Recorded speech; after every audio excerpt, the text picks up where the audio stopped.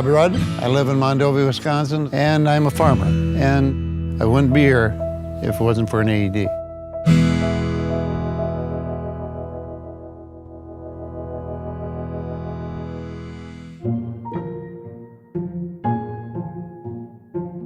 I'm Elaine Rudd, and Bob and I have lived in Mondovi for 56 years. We go to ball games, football or basketball, we know just about everybody.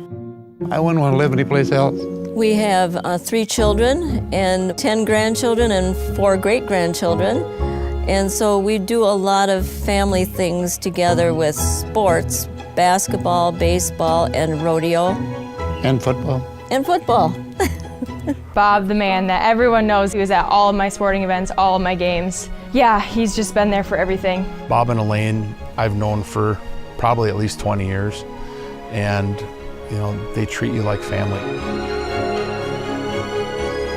It was a very special day because it was our 55th wedding anniversary. And we went into the football game an hour early like we usually do to watch our grandson, Dawson, and his team warm up. Beautiful night here in Mondovi. The crowd was just all settled in. I'd come up and spoken with Mr. and Mrs. Rudd. On the way up the stairs, they usually sat right on the aisle as they always do. And Mr. and Mrs. Rudd were directly in line between me and the flagpole. The announcer asked for everybody to please rise and remove your headgear, and I was watching the flag, and then the lights went out. That's all I remember. Everything was silent as we were waiting for the national anthem, and I heard Bob let out a groan. I looked up at his face, and he was stone cold and white, and his hands were stiff. And she hollered out, "He's non-responsive."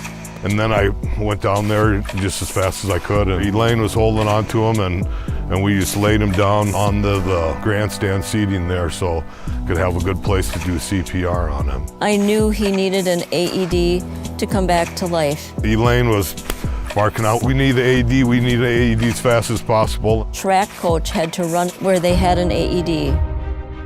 Thank goodness for him being a runner. I looked to my opposite side, and there was this little AED. The AED was very easy to use because it gives you specific directions. Begin by removing all clothing from the patient's chest. Cut clothing if needed. You don't have to wonder. It tells you exactly step by step what to do. We cut off his clothes and applied the patches, and then it told us to clear, analyzing, and then it's into shock.